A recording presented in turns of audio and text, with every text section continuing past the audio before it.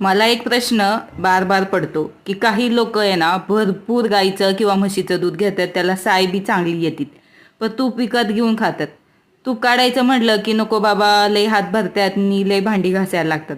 आज मी तुम्हाला सांगते, फक्त ही दोन भांडी, पातेलं आणि हे विस्कर जे आहे ना, ते वापरून मी तूप साईपासून लोणी काढले आणि लोण्यापासून आता तूप काढवायला ठेवले. फक्त दोन भांडी, काहीच नाही. याचा डिटेल व्हिडिओ पाहिजे असेल ना, तर खाली जो त्रिकोण दिसतोय ना, तो त्यावर एक बोट ठेवलं की लॉंग व्हिडिओ चालू होतो. तो नक्की बघायचा आणि लाईक करायचा आणि त्यानुसारच करायचं. सगळ्या टिप्स सांगितलेल्या आहेत. आता तूप अर्ध्याच्या वरती कडून झालं की त्यामध्ये तुळशीची 4 ते 5 पानं टाकून घ्यायची, जेणेकरून त्याला वास चांगला येतो आणि जास्त दिवस पण ते टिकलं जातं. असा हे पाहू शकता. तूप झालंय हे ओळखायचं कसं, त्याच्यात पाण्याचे 2-3 थेंब टाकून घ्यायचे. आवाज यायला लागला की समजायचं तुमचं तूप झालं.